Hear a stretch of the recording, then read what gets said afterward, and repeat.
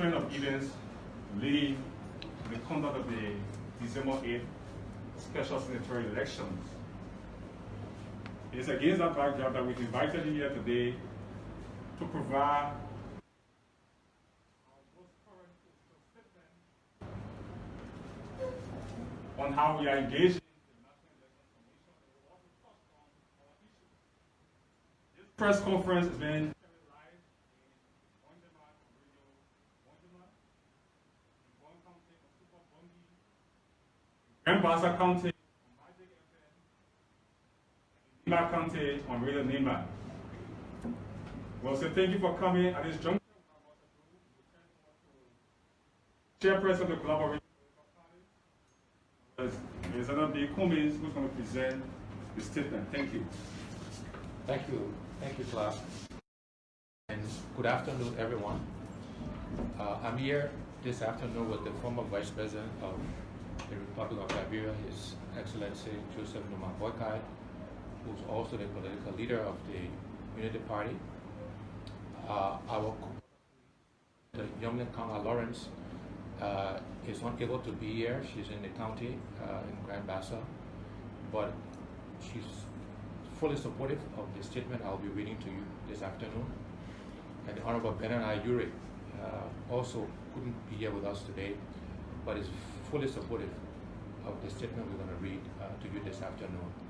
So with that, all other protocols observed, I will read the statement and then we will take questions, a few questions from the fourth estate. The Collaborating Political Parties of Liberia, CPP, comprising of the ALP, the Alternative National Congress, the ANC, the Liberty Party, the LP, and the Unity Party, the UP, is outraged and offended by the decision of Associate Justice Sienna Yo to decline on hearing its petition for a writ of mandamus intended to compel the National Elections Commission, the NEC, to clean up the 2017 voters' roll. While the CPP acknowledges the discretion of justices in chambers to accept to hear a petition or to decline to hear it, we also know that in electoral matters it is improbable to decline such a petition. By the brazenness of her decision, Associate Justice Yo has issued a warning to the CPP and the opposition community that challenging the integrity of the electoral process is an exercise in outright futility. This is despite the fact that election remains the most sacred process of our democracy and is a trigger for conflicts. By her decision, the Associate Justice also leaves the CPP sadly impressed that the Supreme Court, the anchor of our democracy, is wanting in courage, grievously stricken by a lack of independence, and overcome by external considerations and maneuvers. By electing to situate herself, the authority of her office, and the Supreme Court between the CPP and the National Elections Commission, and thereby undertake to effectively shield the National Elections Commission from answering to what is truly and unavoidably at the heart of the credible conduct of the ensuing midterm senatorial elections, the Associate Justice has confirmed to the CPP that the Supreme Court has parted with its sense of neutrality and fairness to decide matters of grave and urgent national concerns. What the CPP cannot ignore, however, is that the decision of the Supreme Court has undermined the credibility of the upcoming elections. In our petition for the issuance of a writ of mandamus on the National Elections Commission, we did not ask the court that they would require Associate to undertake any exemplary display of courage in the exercise of the authority and functions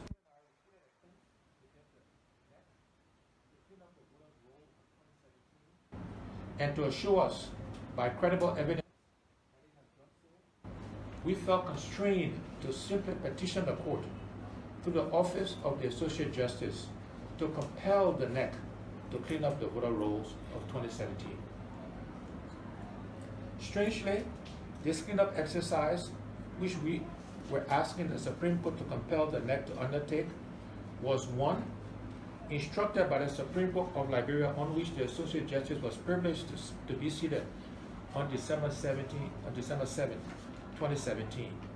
Two, recommended by an ECOWAS technical support team to provide critical assessment of the register of voters. And three, as recently as June 5th, was directed by the joint resolution of the legislature with a force of law. In flagrant disregard and wanton neglect of the imperatives, the NEC is again seeking to take our nation down the dangerous and unhealthy path. Interest in consolidating its peace, stability, security, and democracy would be best served by avoiding. While the CPP is seeking to call the NEC priorities and respect for the rule of law, so that the ensuing conduct of the midterm senatorial elections and referendum will be seen to be free, fair, and credible, Associate Justice Yo is offering the NEC protective covering to flout the law with impunity and take our country down a dangerous path. Sure. The CPP felt compelled to seek the intervention of the Supreme Court as a matter of legal recourse after it had exhausted every available opportunity to impress the National Elections Commission the critical and urgent need the electoral body has to undertake the important duty of cleaning up the voters' roll of 2017. Simply put, the current voters' roll, absent the cleanup, is defective and cannot form a basis for the conduct of credible midterm senatorial elections and referenda. As such, we had hoped that the court would have found the courage to present evidence of the cleanup that the Supreme Court itself directed and ordered, or have the NEC explain recalcitrance and negligence to perform this vital undertaking in responsible preservation and consolidation of Liberia's democracy. Unfortunately, Associate Justice Yo leaves the CPP with the regretted impression that the Supreme Court cannot be relied upon to independently perform its constitutional role of anchoring our young democracy. Therefore, the faith of the CPP in the integrity of the institutional framework for the elections is shattered. The CPP, without confidence in the capacity and integrity of the NEC and the Supreme Court to deliver free, fair, and credible midterm senatorial elections and referendum in our country. In dismissing our petition, the Associate Justice, and by extension, the Supreme Court, has invited the CPP to accept the absence of the rule of law in the country and encourage mass political action intended to preserve Liberia's democracy, which was gained on the blood, sweat, and tears of many Liberians and friends of Liberia. The CPP will not allow the conduct of any fraudulent elections that presents high and dangerous risk to our nation's peace, security, and democracy until the voter roll is clean and measures are taken to create a level playing field for free and fair elections.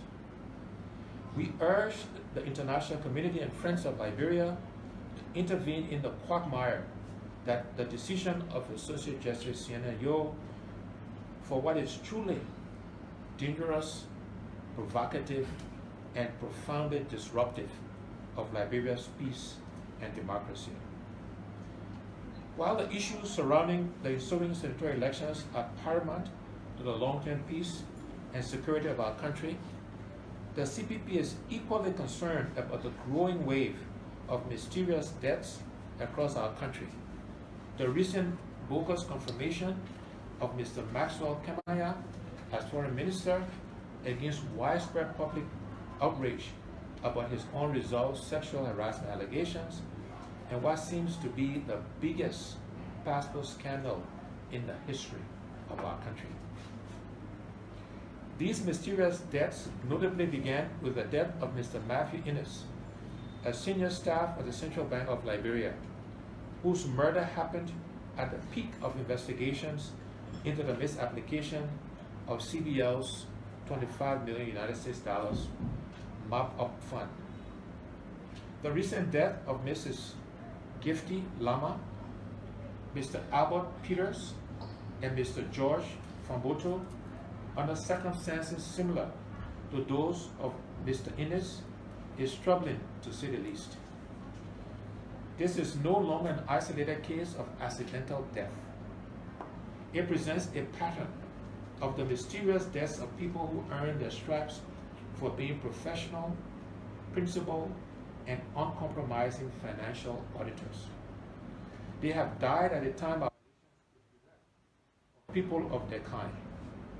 It is even more mysterious that all these people work at two of the biggest financial institutions, the Central Bank of Liberia and the Liberian Revenue Authority. The CPP calls on the government of Liberia an independent investigative commission to probe these debts and report to the people of Liberia promptly. We would like to remind the government of Liberia of its foremost constitutional responsibility of providing security for all Liberians. The government of Liberia cannot continue to remain silent in the face of the embarrassing revelations being made by Mr. Andrew Waplo, alleging the dubious wholesale of Liberian passports to criminals and people suspected and listed by some of the international partners for terrorism, money laundering, etc. The silence of the government of Liberia on a matter that impinges the integrity of the presidency and its failure to begin investigating some of those being named by Mr. Waplo, particularly Foreign Minister Wesenga Finlay, under whose watch this alleged criminal enterprise operated, is disturbing and telling. The CPP applauds the role of our international partners in ensuring that an amicable compromise was reached between the government of Liberia and health workers who recently protested for decent working conditions and better incentives. We particularly appreciate those health workers for listening to our calls for a compromise and call on the government of Liberia to for once demonstrate the moral courage of living up to its side of the agreement.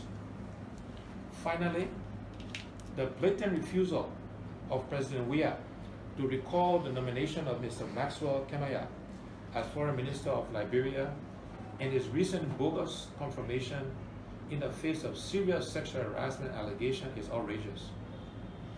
If the blatant refusal of the CDC to feature a single female candidate on his senatorial ticket didn't tell the women of Liberia about how insensitive this regime is to the confirmation of Mr. Maxwell Kamaya does. Fellow Liberians, our country is on a retrogressive path. Irrespective of political alignments and other social affiliations and statuses, it is time to rally a national people's action to rescue our country.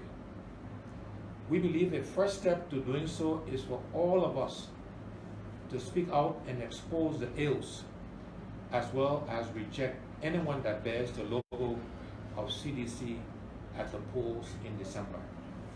Thank you for coming.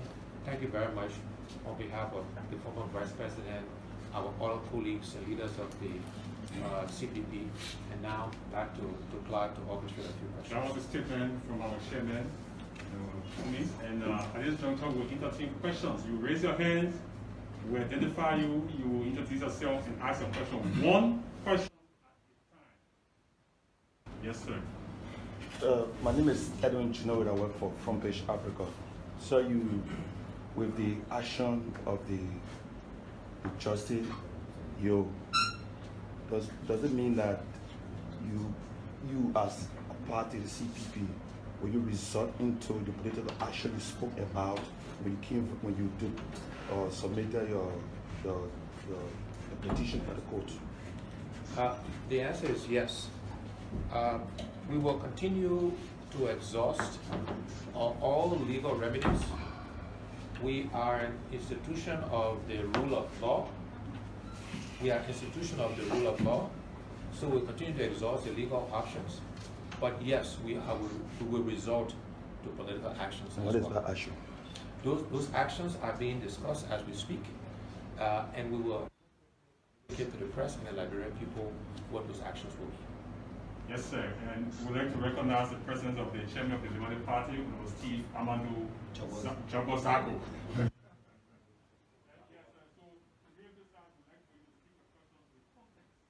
The message, yes, sir. Honorable Cummings, my name is Ronald George. I work for Smart News Liberia Online, and it's also the Liberia contact person for the Danish newspaper News TK. My question is, you talk about writing a national people's action. You can share with us what is this national people action that you're going to write? Yes, so in addition to the CPP, we believe and we have begun to reach out to other political parties. For example, the Rainbow Alliance, but we'll reach to other political institutions. We'll reach out to civil society organizations. We believe all Liberians who want our country to move forward in the right way should rally together to demand that the elections in December 2020 is free, fair, and credible. So we'll rally all Liberians to join us in this effort. Next question. Okay, so thank you so much. My name is Darlington Popa, and I correspond for Radio France International and the West Africa Democracy Radio in Senegal. On the very day you went to the Supreme Court seeking the intervention of the Justice in Chambers to issue the writ, the very day the Elections Commission chairperson had a press conference and she said, immediately after the voters wrote up the process, there is a process in the election law that calls for you political parties to go and use with NEC and other international observers to clean up the voters' roll.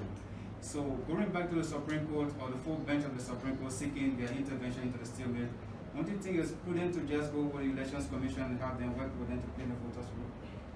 You recall from the statement that we have been working with the National Elections Commission very, very consistently, very persistently, following all of the rules and regulations of the Commission.